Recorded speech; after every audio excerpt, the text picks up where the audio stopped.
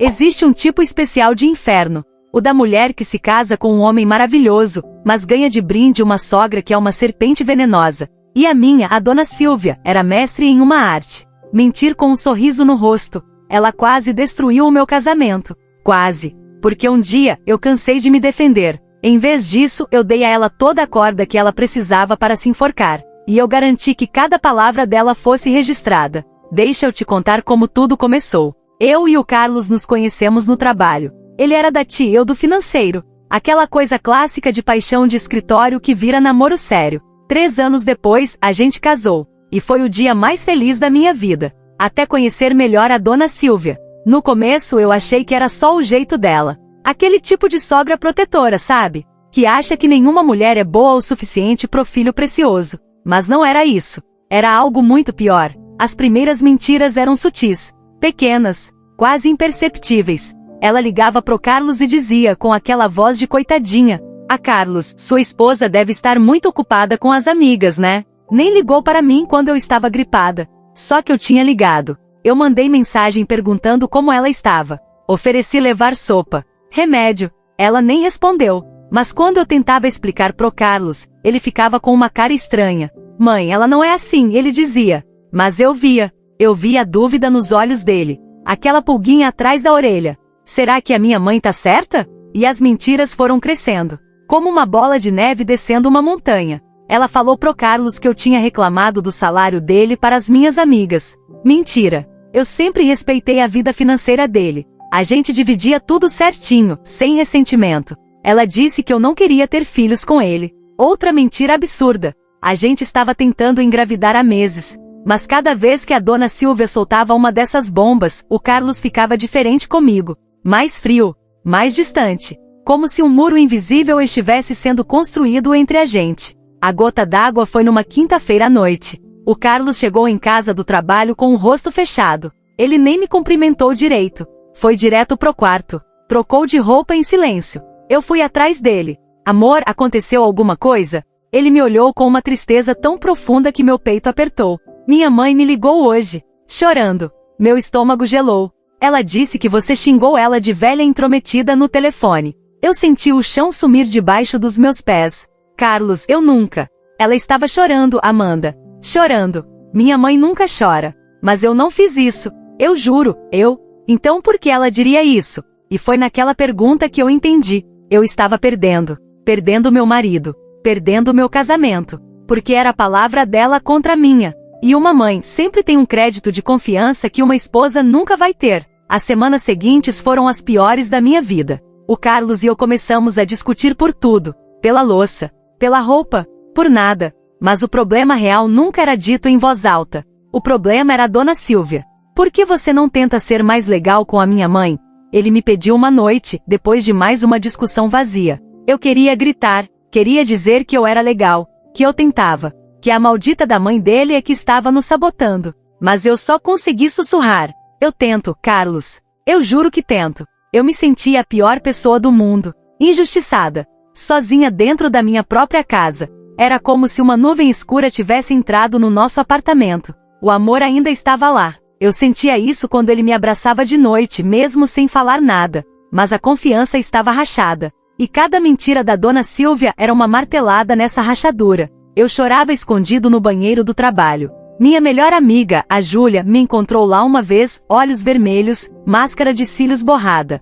"Manda essa mulher a merda", ela disse furiosa. "Não é tão simples. É a mãe dele. E daí? Ela tá destruindo você." Mas como eu me defenderia? Era a minha palavra contra a dela. Eu não tinha provas. Não tinha testemunhas. Eu me sentia enlouquecendo. Questionando minha própria sanidade. Será que eu realmente disse aquilo e não lembro? Será que eu sou o problema? Foi numa terça-feira normal que tudo mudou. Eu estava na copa do trabalho, esquentando meu almoço no micro-ondas. A Patrícia da contabilidade estava reclamando do chefe dela. "Aquele homem é um cretino." Outro dia ele me acusou de atraso, sendo que eu tinha chegado na hora. Eu devia gravar tudo que esse homem fala. Gravar. A palavra ecoou na minha cabeça. Gravar. Foi como se um raio tivesse caído na minha frente. Por que eu não tinha pensado nisso antes? Naquele momento a raiva deu lugar a uma calma determinada. Uma clareza cristalina. A solução era tão simples. Tão moderna. Tão óbvia. Eu não precisava gritar. Eu só precisava de provas. Passei o resto do dia planejando. Quando cheguei em casa, fui direto pro meu notebook. Aplicativo de gravação de áudio discreto. Como gravar conversa sem a pessoa saber. É legal gravar conversa? Eu pesquisei tudo. Descobri que no Brasil gravar a própria conversa é legal, desde que você seja parte dela. Era tudo que eu precisava saber. Baixei um aplicativo. O melhor avaliado. Ele gravava com a tela do celular desligada, com o celular no bolso, em qualquer lugar. Pratiquei a noite inteira. Simulei conversas. Testei a qualidade do áudio. Era perfeito. Agora eu só precisava criar a oportunidade. E eu sabia exatamente como fazer isso. Na sexta-feira, mandei uma mensagem pro Carlos. Amor, eu vou tentar resolver as coisas com a sua mãe. Vou convidá-la para um café aqui em casa. Mulher pra mulher, sabe? Acho que a gente precisa conversar. A cara de alívio dele partiu meu coração. Sério? Você faria isso?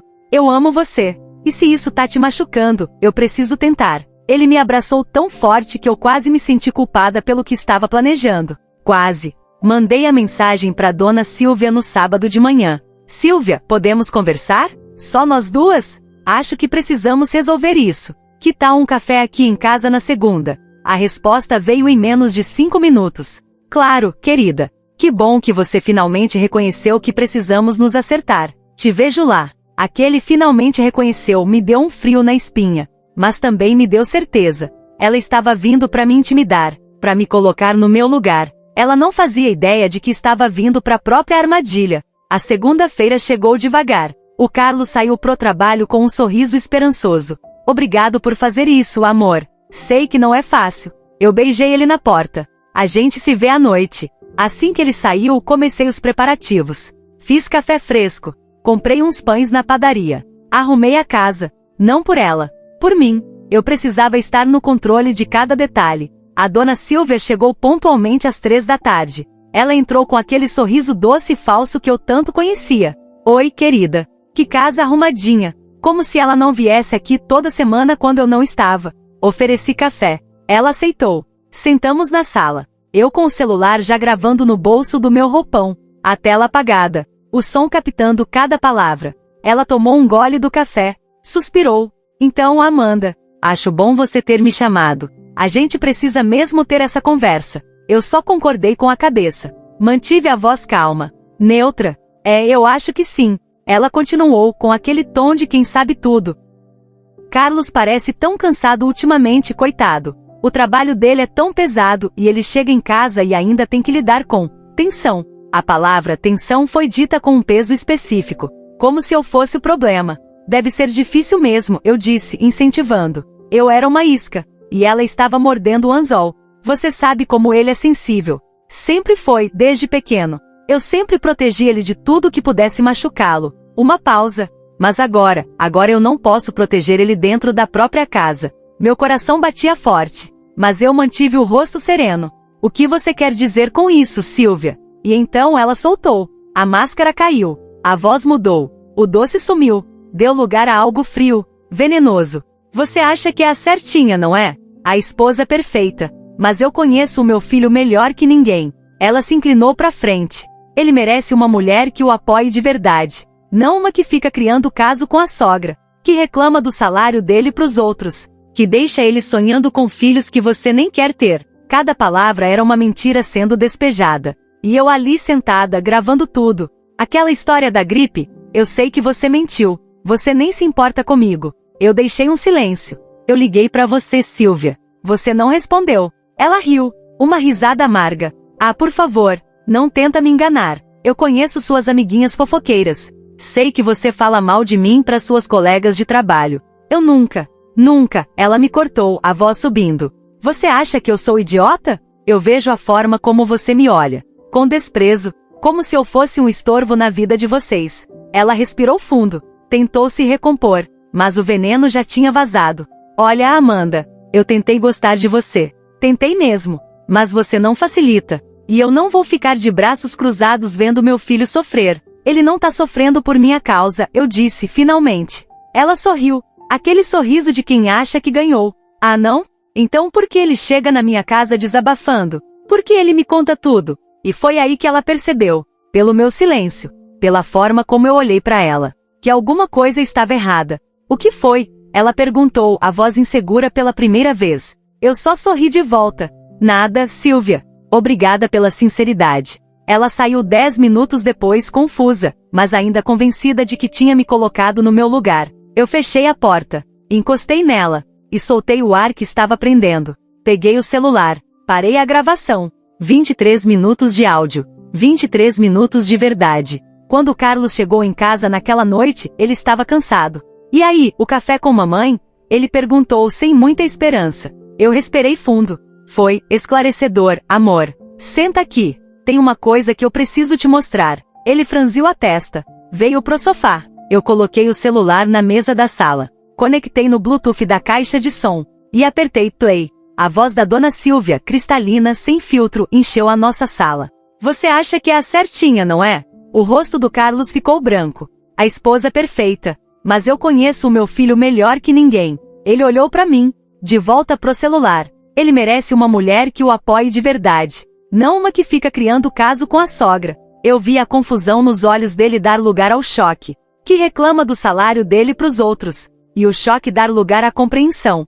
Que deixa ele sonhando com filhos que você nem quer ter. E a compreensão dar lugar a uma raiva pura e simples que eu nunca tinha visto nele antes. Aquela história da gripe, eu sei que você mentiu. As mãos dele fecharam em punho.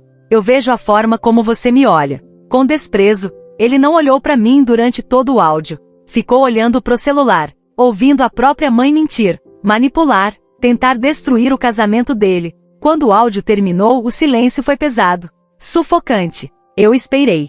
Ele levantou do sofá como um robô, pegou as chaves do carro. Carlos, eu volto já. A porta bateu, e eu fiquei sozinha na sala, o coração disparado, sem saber se tinha feito a coisa certa. Eu não sei exatamente o que aconteceu na casa dela. O Carlos nunca me contou os detalhes. Ele voltou 2 horas depois, pálido, olhos vermelhos, quieto. Veio direto pra mim, me abraçou tão forte que eu mal conseguia respirar, e sussurrou no meu ouvido. Eu sinto muito. A voz dele estava quebrada. Por todas as vezes que eu duvidei de você.